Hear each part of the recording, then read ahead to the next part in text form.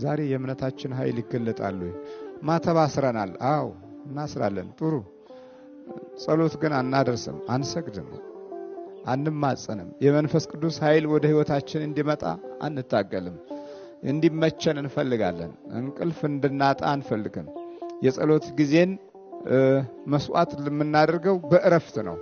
ስለዚህ ሁሉ ጊዜ ማረፍን በተመቸን መልኩ እንጠብቀዋለን። ግን አንድ ትልቅ ብርቱ ኃይል እያጠረን መጣ። ይሄ መንፈሳዊ ኃይል ወደ ውስጥ በሚገባበት ጊዜ የሚከተሉት ነገሮች ከህይወታችን ይርቃሉ። ፍርሃት ይርቃል። መንፈሳዊ ድፍረት ይመጣል። ሁለተኛ የምስጋና ኃይል እየጨመረ ይመጣል። እግዚአብሔርን እንወዳለን፣ እናፈቅራለን። በቀላሉ ነገሮች አይምታቱብንም። ውስጣችን አይናጋም። መንፈሳችን ሁሉ ውስጥ በኩል ቅዱስ ይሆናል። የውስጥ ልብስ እንለብሳለን። የውስጠኛውን ልብስ ሊያለብሰን የሚችል እግዚአብሔር ብቻ ነው። የላኛውንማ ምን ችግር አለ? ሸማኔውም ያለብሰናል። በመንፈስ ቅዱስ ኃይል ከውጭም ደግሞ ይለብሳል። ከዛ በኋላ ያለው ሁኔታ ከውስጥ በኩል ፍርሃት ከጠፋ፣ ሽብር ከጠፋ፣ ንዴት፣ ብስጭት፣ ሁከት፣ ውሃ ቀጠነ ከባህሪያችን ውስጥ ከተወገደ የዚህ የመንፈስ ቅዱስ ኃይል መግለጫ ስለምንሆን አሁን ክፉው ኃይል በእኛ ፊት ለመቆም አቅም ያጣል። ሰውን የጎዳ፣ ህይወቱን ያበላሸ፣ በረከቱን የነጠቀ፣ ተስፋውን ያጨለመበት ሁሉ አሁን የእምነትን ኃይል ያያል ማለት ነው። የእምነትን ኃይል ያላየ ትውልድ ሁሉ ጊዜ ሰው እጅ ላይ የወደቀ ትውልድ ነው። ዛሬ ብዙዎቻችን በእምነት ኃይል ውስጥ ስላልቆምን የግድ ለመዳን የምንፈልገው በሕክምና ዘዴና ሙያ ብቻ እንደሆነ ብዙዎች በዚህ አይነት አኳኋን ውስጥ እድሜያቸውን፣ ጊዜያቸውን፣ ዘመናቸውን፣ ጤናቸውን፣ ታሪካቸውን ሁሉ ግቡን ሳይደርስ ወደ ተፈለገው ቦታ ሳይመጣ በመናፍስት ተጠልፈው አልቀዋል። ዛሬ ብዙዎችም ይሄንኑ መንገድ ይቀጥላሉ። ሰው እጅ ላይ መውደቅ ማለት ደግሞ ምን ማለት ነው? ሰው በጭካኔ ኃይል ጥላ ውስጥ ስላለ ሰው ለሰው ኑሮው፣ ሀብቱ፣ ገንዘቡ ይሆናል። በሙያው ዓለም ውስጥ የተሰለፉ ሰዎች እጃቸው ውስጥ ከገባ በቀላሉ እንዳትወጣ የዘመኑን ጥቅምና ጊዜ ተከትለው ከሚሰጡህ መድኃኒት ጋር ሁሉ ጊዜ ህይወትህ እንደታወከ ይኖራል። ባወጣው ገንዘብ ሳትረካ፣ በወሰድከው መድኃኒት ሳትድን፣ በሄድክበትና በፈለክበት ፕሮግራም ውስጥ ግቡ ሳይመታ እንደተጨናነቅና ውጥረትን ለትውልድ እንዳስረከብን እንኖራለን። ይሄ ሰው እጅ ላይ ወደቀ ትውልድ ባህሪ ነው። ያ መንፈሳዊ ኃይል ሲያጥር እንግዲህ ይሄ ነው። አሁን ኢትዮጵያውያን የዚህ አይነት ችግር ውስጥ ገብተናል። ቀደም ሲል የነበሩ የእምነት መንፈሳዊ ጥበቦች በዘመናዊ ሳይንስና በትምህርት ቤት ውስጥ ባደረግንበትና በሮጥንበት አኳኋን ላይ ብዙ ነገሮች ከውስጣችን ወጥቶ ባዶነት ይሰማናል።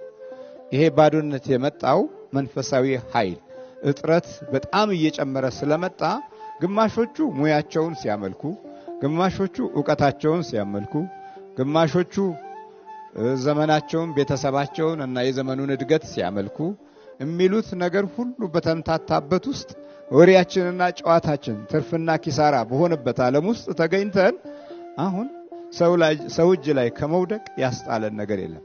ዲያብሎስ ስራ ላይ ነው። ይሄ ደግሞ ክፉ ኃይል ነው። ይሄም ክፉ ኃይል ከእግዚአብሔር መንፈስ ጋር ውድድር ያደርጋል። መጀመሪያ ወደ አዳምና ሔዋን ልብ ውስጥ ገባ፣ አራቆጣቸው። ፍርሃት የተሞላበት ህይወትን ጀመሩ፣ ስደትን ጀመሩ፣ መራቆትን አወቁ። ማስተዋል ከውስጣቸው ጠፋ። ሁለቱ በዚች ምድር ላይ ቢኖሩ ሁለቱም ተካሰሱ። ሔዋን አበላችኛል አይደለም፣ እባቡ አስታይ ነው አለ። አዳም በራሱ ደግሞ እኔ ንጹህ ነኝ የሔዋን ጉዳይ ነው አለ። እነዚህ ክሶች ተጠናክረው አሁን በበዛን ቁጥር ክሱ ይበዛል። በትውልዳችን በጨመረ ቁጥር ክሱም ችግሩም የዛኑ ኃይል ይጨምራል። እና የዚህ መንፈሳዊ ኃይል እጥረት ስላለብን ሰው እጅ ላይ መውደቅ የተለመደ እጣዎቻችን ሆነ። በመናፍስት ያሉት ጉዳቶች እንደ ዘር ቆጠር ነው፣ ዘራችን ሆነ። ችግሩ ዘራችን ሆነ። አንዳንዶቹ ራስ ምታት የዘር ነው እንላለን። በቃ ከናቷ ነበረ አሁንም በልጇ መጣ እንላለን። ከዛ ሕክምናው ላይ ስለምንሄድበት ጊዜ ይጸድቅልንና ቁጭ ይላል። ጉዳዩ ግን አብሮ ተያይዞ ከህይወታችን ጋር የመጣ ጠንቅ እንደሆነ በመንፈሳዊ ኃይል ሊወገድ የሚችል እንደሆነ ማገናዘብም ሆነ ማስተዋል አልቻልንም። መንፈስ ቅዱስ ከመምጣቱ በፊት መባረክ ያስፈልጋል። እኛ በምን ተባረኮት ውስጥ ነው ያለፍነው? በምን በረከት ውስጥ ነው ያለፍነው? ፈልጉስ የተባረክንበት ቦታ ላይ የለም። ብራኬን ለማግኘት እንኳን የሚያስባርክም ስራም አንሰራም።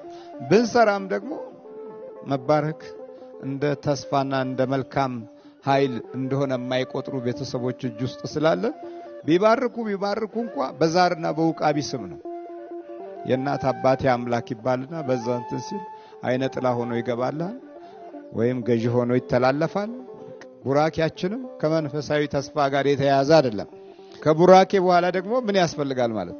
መንፈሳዊ ደስታና ስግደት ያስፈልጋል።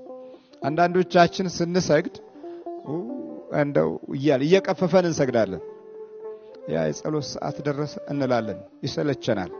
የተወሰነ ጊዜ ያህል ሙከራ እናደርግና መታከት፣ መሰልቸት፣ የአእምሮ መዛል፣ መድገም፣ ማንገላጀጅና እንደው እንቅልፋ መሆን የተለመዱ መንፈሳዊ ተስፋዎቻችን እንድናጣ የሚመጣ ፈተና ነው።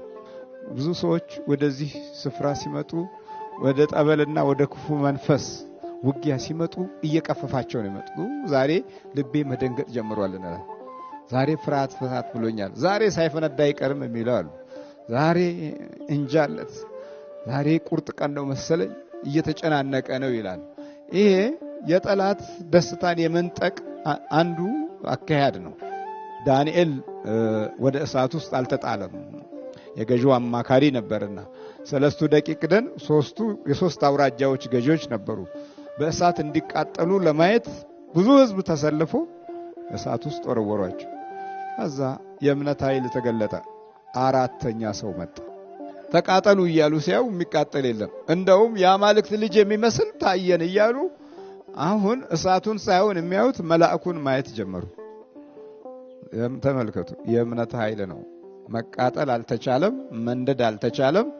ሰለስቱ ደቂቅ ከእሳት ውስጥ ወጡ። እስቲ ሌሎች ደግሞ ይግቡ ብለው ያስፈረዱባቸው ሲገቡ እነሱ ተቃጠሉ። የእምነት ኃይል የላቸውም።